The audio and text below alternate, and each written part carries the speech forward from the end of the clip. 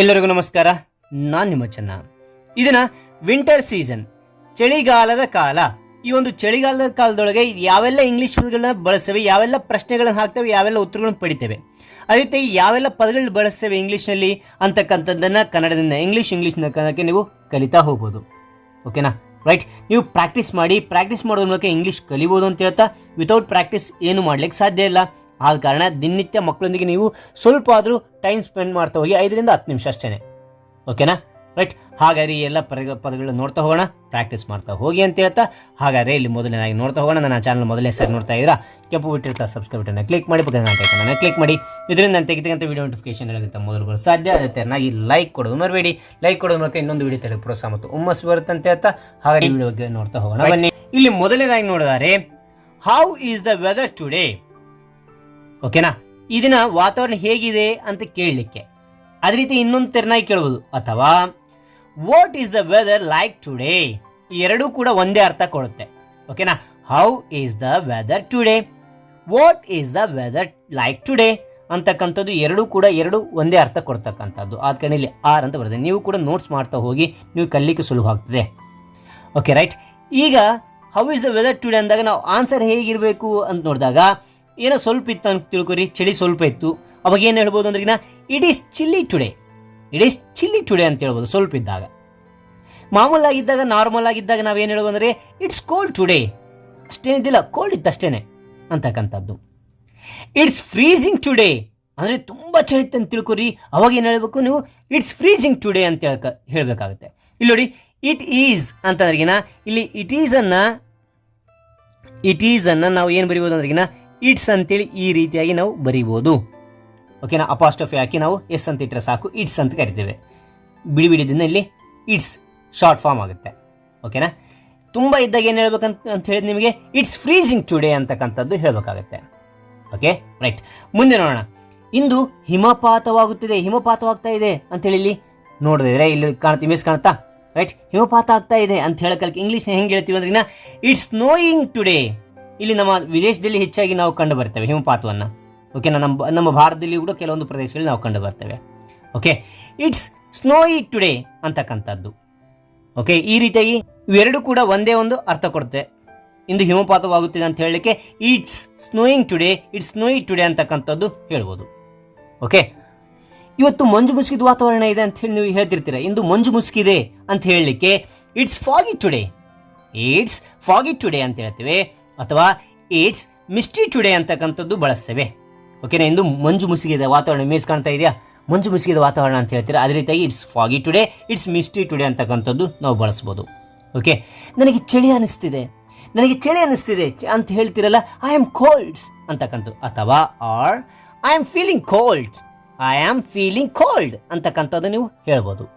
ಅದೇ ಥರನಾಗಿ ಈ ಒಂದು ಪದಗಳನ್ನ ನಾವು ವಾಕ್ಯ ರೂಪದಲ್ಲಿ ಬರೆದಾಗ, ನಮಗೆ ಸ್ವೆಟ್ರ್ ಬೇಕು ಅಂತ ನೀವು ಕೇಳಬೇಕು. ಅವಾಗ ಏನು ಹೇಳ್ಬೋದು ಅಂದ್ರೆ, I need A sweater because I am so cold ಅಂತಕ್ಕಂಥದ್ದು. ಓಕೆನಾ? ನನಗೆ ಸ್ವೆಟ್ರ್ ಬೇಕು, ನಾನು ಚಳಿ ಆಗ್ತಾ ಇದೆ ನನಗೆ ಅಂತ ಹೇಳ್ತಾರೆ. I need A sweater because I am feeling so cold. ಈ ಒಂದು ಪದವನ್ನು ಇಲ್ಲಿ ಬಳಸಿದ್ದೇವೆ. ಐ ಆಮ್ ಫೀಲಿಂಗ್ ಕೋಲ್ಡ್ ಅನ್ನು ಇಲ್ಲಿ ಬಳಸಿದ್ದೇವೆ. ಓಕೆನಾ?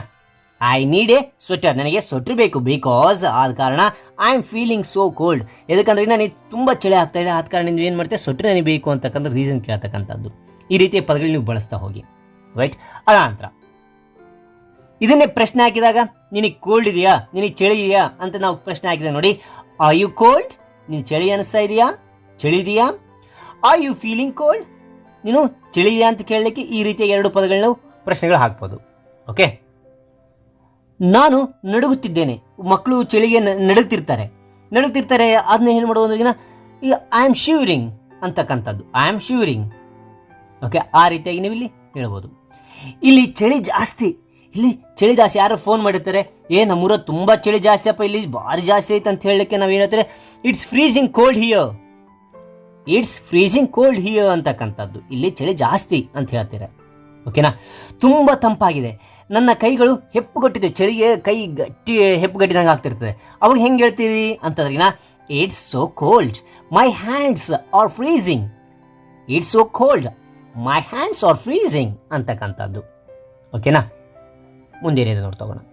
ಇಲ್ಲಿ ಮಕ್ಳಿಗೆ ಹೇಳ್ತೀರಾ, ಏಯ್ ಚಳಿ ಜಾಸ್ತಿ ಇದೆ ಸ್ವೆಟರ್ ಹಾಕ್ಯೋ, ಅಥವಾ ಚಳಿ ಜಾಸ್ತಿ ಇದೆ ಟೋಪ್ ಹಾಕ್ಯೋ, ಚಳಿ ಜಾಸ್ತಿ ಇದೆ ಗ್ಲೌಸ್ ಹಾಕ್ಯೋ, ಚಳಿ ಜಾಸ್ತಿ ಇದೆ ಸಾಕ್ಸ್ ಹಾಕ್ಯೋ ಅಂತ ನೀವು ಹೇಳಬೇಕು. ಅದನ್ನೇ ಇಂಗ್ಲೀಷ್ನಾಗ ಹೇಳ್ತೀರಿ ಅಂತಾರೇನಾ, it's so cold put on your sweater ಅಂತಕ್ಕಂಥದ್ದು. ಇಲ್ಲಿ ಸ್ವೆಟರ್ನ ಬದಲು ಹ್ಯಾಟ್, ಗ್ಲೌಸ್, ಸಾಕ್ಸ್ ಅನ್ನು ಬಳಸ್ಬೋದು. It's so cold put on your hat. It's so cold put on your gloves. It's so cold put on your socks ಅಂತಕ್ಕಂಥದ್ದು. ಈ ರೀತಿಯಾಗಿ sweater ಬದಲು ಇವಿಷ್ಟೆಲ್ಲನೂ ಬಳಸ್ಬೋದು. ಓಕೆನಾ, ರೈಟ್. ಮುಂದಿನ ನೋಡ್ತಾ ಹೋಗೋಣ. ಇಲ್ಲಿ ನೋಡಿ, ಚಾಪುಡ್ ಲಿಪ್ಸ್ ಅಂದರೆ ನಾವು ತುಟಿ ಹೊಡಿತಿರ್ತೇವೆ, ಅಥವಾ ತುಟಿ ಚಳಿಗಾಲದಲ್ಲೇ ತುಟಿ ಹೊಡಿತೇವೆ, ಅಥವಾ ತುಟಿ ಒಣ ಆಗ್ತವೆ, ಡ್ರೈ ಆಗ್ತವೆ. ಅವಾಗ ನಾವು ಹೆಂಗೆ ಹೇಳ್ಬೋದು ಅಂತಂದ್ರೆ ಅದನ್ನ ಚಾಪುಡ್ ಲಿಪ್ಸ್ ಅಂತ ಹೇಳ್ಬೋದು. ಚಾಪುಡ್ ಲಿಪ್ಸ್ ಅಂತೇಳಿ, ಅಥವಾ ಡ್ರೈ ಲಿಪ್ಸ್ ಅಂತಲೂ ಹೇಳ್ಬೋದು, ಅಥವಾ ಕ್ರ್ಯಾಕ್ಡ್ ಲಿಪ್ಸ್ ಅಂತಲೂ ಹೇಳ್ಬೋದು. ಓಕೆನಾ, ಚಳಿಗಾಲದಲ್ಲಿ ತುಟಿ ಒಣಗ್ತಿರ್ತವೆ ಅಥವಾ ಒಡುತ್ತಿರ್ತವೆ. ಓಕೆನಾ, ಅದು ನಾವೇನು ಹೇಳ್ಬೋದು, chapped lips, dry lips, cracked lips ಯಾವುದಾದ್ರು ಒಂದನ್ನು ಬಳಸ್ಬೋದು. ಓಕೆ, ಅದನ್ನು ನಾವು ವಾಕ್ಯ ರೂಪದಲ್ಲಿ ಯಾವುದಾದ್ರು ಒಂದು ಮಾಡಿದಾಗ ಮೈ ಲಿಪ್ಸ್ ಆರ್ ಚಾಪ್ಡ್. ಓಕೆ, ಈ ರೀತಿಯಾಗಿ ಹೇಳ್ತಾ ಹೋಗ್ಬೋದು. ಅದಾದ ನಂತರ ಇಲ್ಲಿ ನೋಡಿ, ಶೀತ ವಾತಾವರಣದಿಂದ ನನ್ನ ಚರ್ಮ ಬಿರುಕು ಬಿಡುತ್ತಿದೆ ಅಥವಾ ಒಡೆಯುತ್ತಿದೆ ಅಂತ ಹೇಳಬೇಕು. ಇದು ಚಳಿಗಾಲದಾಗ ನಮ್ಮ ಚರ್ಮ ಏನಾಗ್ತದೆ ಅಂತಂದ್ರೆ ಡ್ರೈ ಆಗ್ತದೆ, ಸಿಳಿತಿರ್ತದೆ.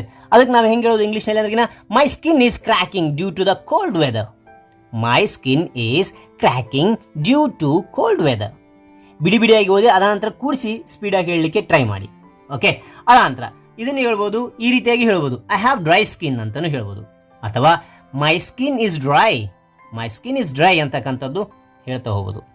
ಅದಾದ ನಂತರ ನನ್ನ ಕೋಣೆ ತುಂಬ ತಂಪಾಗಿದೆ. ಚಳಿಗಾಲದಾಗ ಬೆಡ್ರೂಮ್ ಅಥವಾ ಕೋಣೆಗಳು ತಂಪಾಗಿರ್ತವೆ. ಆಗ ಹೆಂಗೆ ಹೇಳ್ಬೋದು ಇಂಗ್ಲೀಷ್ನಲ್ಲಿ ಅಂದ್ರಿಗಿನ, my room is so cold.